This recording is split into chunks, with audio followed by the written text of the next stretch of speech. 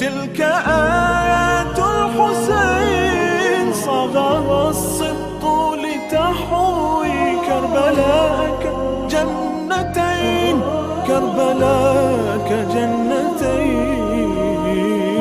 اعوذ باللہ السمیع العلیم من الشیطان الرجیم. بسم اللہ الرحمن الرحیم. الحمد للہ رب العالمین. اما بعد، قال رسول اللہ صلی اللہ علیہ وآلہ وسلم ان الحسین مصباح الہدی.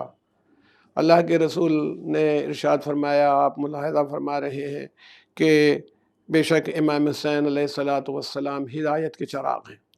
تو اگر آپ اور ہم غور کریں تو یہ معلوم ہو کہ زندگی بغیر ہدایت کے اور بغیر سیدھے راستے کے کامیاب نہیں ہو سکتی، اور نہ اس سے کوئی فائدہ اور فیض حاصل کیا جا سکتا ہے. تو اس لیے اللہ کے رسول نے اس کی طرف متوجہ کیا.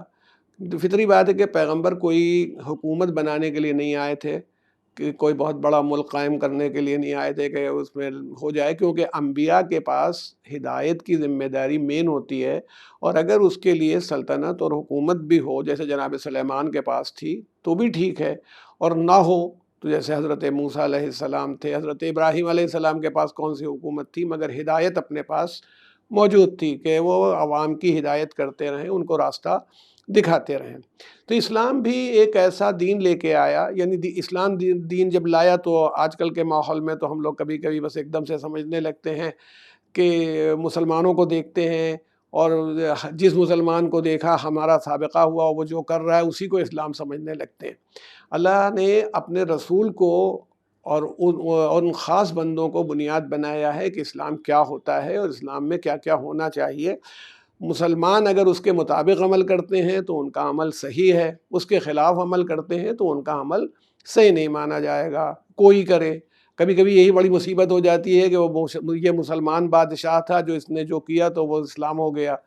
اس نے یہ نہیں کیا. اسلام تو وہ ہے جو قرآن اللہ کی کتاب کے مطابق ہو، رسول اللہ صلی اللہ علیہ وآلہ وسلم کی سیرت اور سنت کے مطابق ہو، یا آپ کی جو روح ہے سنت ہے اس کے مطابق ہو، جس کو ہم لوگ دیکھتے رہتے ہیں اور سمجھتے رہتے ہیں. تو جو اسلام اللہ کے رسول لے کے آئے وہ کیا تھا، اگر اسے غور کیا جائے تو اسلام کچھ یہ بنانے، جب پیغمبر مدینہ منورہ آئے تو تقریباً 10 سال مدینہ میں رہے انتقال سے پہلے، دنیا سے رخصت ہونے سے پہلے.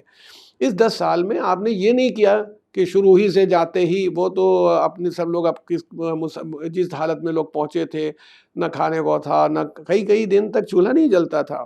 یہ حالت تھی کہ گھر میں کھانا نہیں پکتا تھا. ہاں، ہم نے بڑی شخصیات نے کہا ہے کہ جب خیبر فتح ہو گیا تو اتنا کھجور آیا تھا، جبکہ عرب میں کھجور ہی پیدا ہوتا ہے، کہ لوگ کہتے ہیں کہ ہم نے پیٹ بھر کے کھجور کھایا. خیبر کے فتح ہونے کے بعد پیٹ بھر کے کھجور کھایا، وہ کھجور کھانے کا بھی نہیں تھا. لوگ اتنے بھوکے ہوتے تھے اور پیاسے ہوتے تھے. جب خندق کی لڑائی ہوئی ہے، جنگ ہوئی ہے، تو آپ کی خدمت میں عرض کروں کہ رمضان کا مہینہ تھا، روزہ رکھے ہوئے وہ خندق کھودی جا رہی تھی. اور خندق کے کھودنے کے وقت یہ ایک صحابی جو تھے رسول اللہ کے کمپینین ساتھی، انہوں نے پیغمبر سے کہا یا رسول اللہ، بھوک، ایک تو کبھی کبھی یہ بھی ہوتا تھا کہ کھانا ہی نہیں ہے، سحری بھی ٹھیک سے نہیں ہو پایا، سحری ہوتی ہی نہیں تھی. یہ تو سحری کا حکم تو بعد میں آیا. ایک مرتبہ اگر روزے میں آدمی سو گیا تو بختم، اب کل رات میں شام کو مغرب کے وقت ہی روزہ کھلے گا. تو ان حالات میں، ان سرکمسٹانس نے دکھایا کہ اس کے پیٹ پہ ایک پتھر بندھا ہوا ہے، زور سے پتھر کو باندھ رکھا تھا اور کام کر رہے تھے. تو یعنی وہ خندق جو کھودی جا رہی تھی، پیٹ پر ایک پتھر باندھنے کے بعد کھودی جا رہی تھی. اور رسول اللہ صلی اللہ علیہ وآلہ وسلم نے جب دیکھا تو ارشاد اپنا پیٹ دکھایا، اس پر 2 پتھر بندھے ہوئے تھے. آپ نے ڈبل پتھر باندھ رکھا تھا کہ وہ پیٹ میں غذا کی کمی کی وجہ سے یہ ہونا کہ آتے اینٹھ رہی ہیں، تکلیف ہو رہی ہے، یہ حال تھا. تو اس کا مطلب یہ نہیں تھا کہ آپ ایک بہت بڑی حکومت بنانے کا خیال رکھتے تھے اور چاہتے تھے کہ حکومت بن جائے، بلکہ آپ انسانی معاشرہ بنا رہے تھے، انسانی سوسائٹی بنا رہے تھے. ایک ایسی سوسائٹی جو ہر نبی بنانے کی کوشش کرتا ہے. جب کوئی اللہ کا میسنجر آتا ہے، اللہ کی طرف سے آتا ہے، تو وہ ایک ایسی آئیڈیل سوسائٹی بنانا چاہتا ہے جس کے اندر انسان رہتے ہوں، جانور نہیں، ایک دوسرے کے کام آنے والے. تو اسی لیے دیکھیے اسلام نے سب سے پہلی بنیاد امن پسندی کو رکھا، پیس کو، شانتی کو رکھا ہے. اور یہ چاہا ہے کہ اس کے ماننے والے بھی ہیں وہ ہر چیز سے پیس رکھیں. یعنی یہ نہیں ہے پوری کائنات سے جو اس کی جو آپ کا بیسک سورہ ہے جو ہر نماز میں پڑھا جاتا ہے، بسم اللہ الرحمن الرحیم الحمد للہ رب العالمین، یعنی عالمین کے رب کی حمد کی جاتی ہے، اس کی بڑائی اور بیان کی جاتی ہے۔ تو جو عالمین کے رب کی بڑائی آتی ہے الحمد للہ رب العالمین، اس میں دیکھیے کیا کہا جا رہا ہے، عالمین سے رشتہ جوڑا جا رہا ہے، یونیورس سے رشتہ جوڑا جا رہا ہے۔ خالی آدمیوں سے کوئی آدمی نہیں رشتہ جوڑ کے رہ سکتا، بلکہ ساری کائنات سے رشتہ جوڑ رہا ہے۔ تو امن پسندی کے بغیر نہیں ہوگا۔ اگر میں اکثر کہتا ہوں اور آپ کی خدمت میں پھر عرض کرتا چلوں گا، شاید دنیا کی دوسری قومیں یہ بات نہ بتا سکیں، کیونکہ ان کی جو تعلیمات انبیاء کی تھیں وہ مدھم پڑ گئیں، لیکن میں آپ سے کہتا ہوں اسلام نے جو تعلیم دی، بے ضرورت ایک پتی نہیں توڑو۔ ایک پیڑ ہے، نیم کا پیڑ ہے، یہ ہے، اگر آپ کو دوا کے لیے ضرورت ہے تو جتنی ضرورت ہے اتنی پتی توڑ سکتے ہیں، کوئی پیڑ کاٹو نہیں۔ اور اگر پیڑ کاٹنا ضرورت کی بنیاد پر ہو کہ پیڑ کو کاٹنا ہی پڑے، تمہیں کسی ضرورت سے چھت بنانی ہے، استعمال کرنا ہے، لکڑی لینی ہے، تو ایسی صورت میں ویسا ہی ایک پیڑ لگاؤ، تاکہ جتنا تمہاری وجہ سے لاس ہوا ہے کائنات کو یا یونیورس کو، اتنا اس کا فائدہ ہو جائے۔ کبھی جنگ کے موقع پر بھی ارشاد فرمایا اللہ کے رسول نے کہ یہ نہ کرنا جنگ کے موقع کے اوپر کہ پانی کے جو ذخیرے ہیں، جہاں پانی جمع ہے اس میں زہر ملا دو کہ لوگ مریں۔ ایسا نہیں کرنا پانی کے سلسلے میں کہ پانی خراب ہو جائے۔ بچے اگر جنگ میں ہوں تو ان کے ساتھ یا بزرگوں کے ساتھ کوئی زیادتی نہ ہونے پائے۔ تو یہ سارے احکام جو بتائے کہ وہ عدل کے اوپر، شانتی کے اوپر، امن کے اوپر بیس تھے۔ پھر ساری دنیا جن چیزوں کی اسلام کے آنے کے وقت جو رسول، میں اس لیے آپ کے سامنے یہ باتیں لانا چاہتا ہوں کہ امام حسین علیہ السلام کا کام یہ تھا، جو حسینیت ہے وہ انہی پرنسپلز کو بچانے کے لیے تھی کہ یہ سدھانت تو یہ اصول بچیں، وہ کوئی حکومت بنانے کے لیے نہیں تھی۔ اور اگر امام حسین علیہ السلام کسی حکومت سے ٹکرا رہے تھے حکومت بچانے کے لیے، تو میں کہتا ہوں کہ پھر 200 آدمی کھڑے ہو جائیں اور لاکھوں آدمیوں کے سامنے تو کچھ سینس سمجھ میں نہیں آتا۔ اور ایسی وزڈم رکھنے والا اور اتنا ایسے ماحول سے نکلا ہوا انسان جس کا وجود آج تک لوگ اس کے سامنے سر خم کیے ہوئے کھڑے ہیں، ایسا تو نہیں کر سکتا۔ تو وہ ان ویلوز کو بچا رہا تھا۔ تو وہ ساری دنیا اس بات کی شکار تھی اپنی بڑائی۔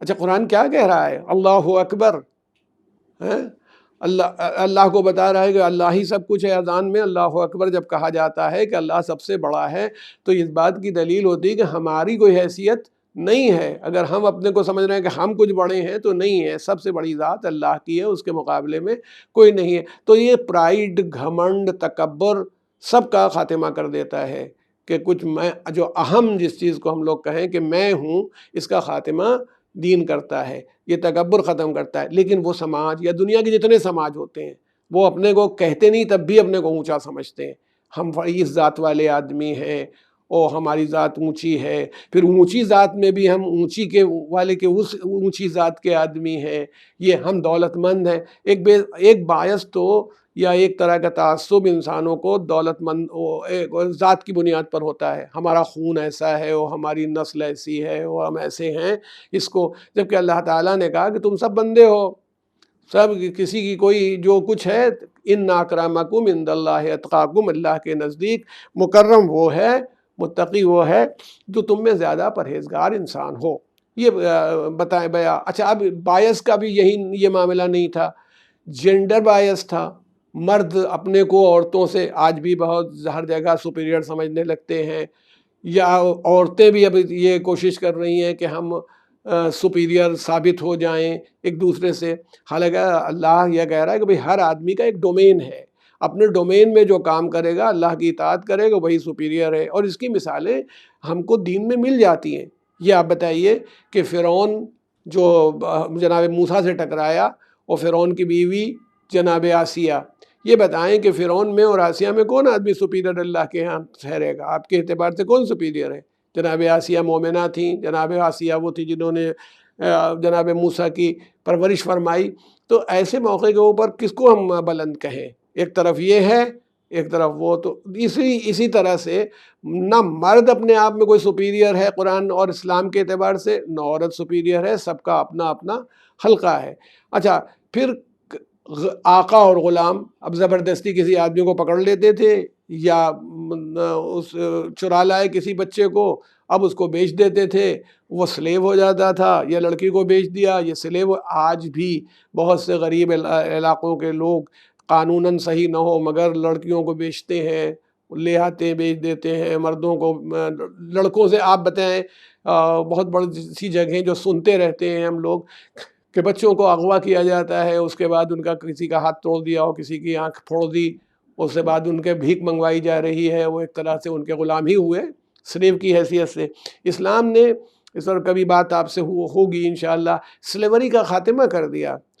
وہ سلیو کی صرف ایک قسم، چونکہ انٹرنیشنل لاء میں سلیو تھا تو مجبوری تھی، مگر جس میں اس کو اس بلندی پر کھڑا کر دیا کہ جب رسول اللہ صلی اللہ علیہ وآلہ وسلم نے اپنا پہلا مؤذن بنایا اور پوری زندگی جس کو مؤذن رکھا وہ ایک کالے تھے اور نیگرو سلیو تھے۔ تو اگر یہ دیکھیں تو نہ کالے گورے کے فرق کو رکھا، دولت مند اور غریب کے فرق کو بھی نہیں رکھا کہ یہ بہت پیسے والا آدمی ہے، اس کے پاس دولت کم ہے، اس بنیاد کو بھی سامنے نہیں رکھا۔ جیسا کہ ہمیں ملتا ہے کہ ایک مرتبہ کوئی غریب آدمی بیٹھا ہوا تھا اللہ کے رسول کے پاس، اور اس نے کیا کیا کہ اپنی چادر کھینچ لی۔ کوئی دوسرے صحابی آ کے بیٹھے جو غریب رہے ہوں گے، تو اس نے اپنی چادر جیسے ہی کھینچی تو رسول اللہ کو غصہ آ گیا اور کہا کیا اس کے بیٹھ جانے سے تم سے قریب ہو، یا اس کا چادر چھو جانے سے تم قریب ہو جاتے، تمہاری عزت گھٹ جاتی؟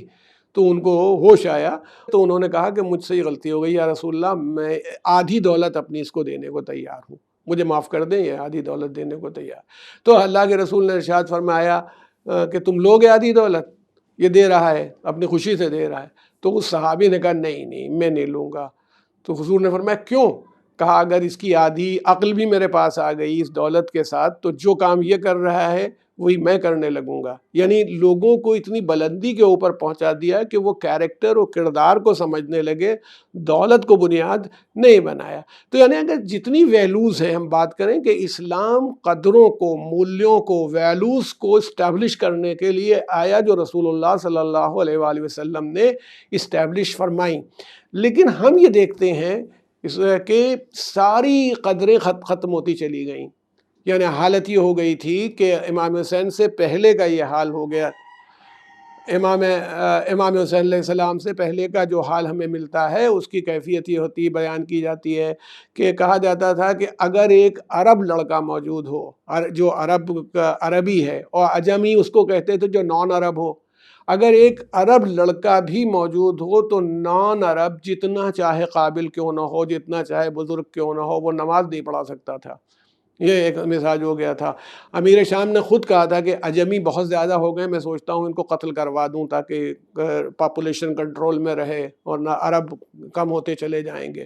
یہ عرب و عجم کا تصور، یہ چھوٹے اور بڑے کا تصور، یہ سارے تصورات جو بنتے چلے گئے تھے، امام حسین علیہ السلام کو یا جس حسینیت کی ہم لوگ بات کر رہے ہیں اس کا کام یہ تھا کہ اس کو اسٹیبلش کرے، اس کو لائے۔ حکومتیں تو آتی جاتی رہیں گی، زمینیں بنتی رہیں گی۔ آپ یہ بتائیے، کبھی میں سوچتا ہوں ہم لوگ جن جن حکومتوں پر فخر کرتے ہیں کہ بھئی ان کا علاقہ اتنے کلومیٹر ہے اور اتنے اسکوائر کلومیٹر ہے، اور بھئی یہ دنیا کا سب سے بڑا ملک یہ ہے اور اس کے پاس اتنی زمین ہے، اتنی آبادی ہے، یہ بتائیے کچھ زمین کی کیا حیثیت ہے اللہ کی کائنات کے مقابلے میں؟ اللہ کی اتنی بڑی کائنات ہے جس میں زمین کو مانا گیا ہے کہ ہمارے سولر سسٹم میں بھی زمین کے سامنے ایسے بڑے ستارے ہیں اور ایسے بڑے سیارے ہیں کہ پلانٹس جس کے مقابلے میں زمین ایک سرسوں کے دانے کے برابر ہے، ایک رائی کے دانے کے برابر ہوتی ہے، اور اس رائی کے دانے کے برابر میں جو ہمارا جو حصہ ہے جس پر ہم فخر کر رہے ہوتے ہیں وہ اتنا سا ہوتا ہے۔ تو کوئی بڑائی اس میں نہیں ہے کہ ہم اتنی بڑی زمین کے حاکم ہیں، اتنی بڑی زمین کے ہم پریزیڈنٹ ہیں اور اتنی بڑی زمین پر ہمارا قبضہ ہے، بلکہ کمال یہ ہے کہ ہم انسان کیسے ہیں، ہم اللہ سے جڑے ہوئے انسان ہیں کہ نہیں، ہم گاڈ اورینٹڈ انسان ہیں کہ نہیں۔ اور امام عالی مقام کی یہ ذمہ داری تھی، جو آپ سے کہوں یہی ذمہ داری تھی کہ وہ اس معاملے کو ساری دنیا کے سامنے اسٹیبلش کر کے دکھائیں۔ ان کی ذمہ داری یہ نہیں تھی کہ یزید کے تخت کو الٹ دیں اور اس کے بعد یزید کے تخت پر بیٹھیں اور حکومت کریں اور دنیا سے رخصت ہو جائیں، تو جیسے اچھے برے بادشاہ ہوتے رہیں ویسے آپ کی بھی زندگی اسی طرح سے ختم ہو جاتی۔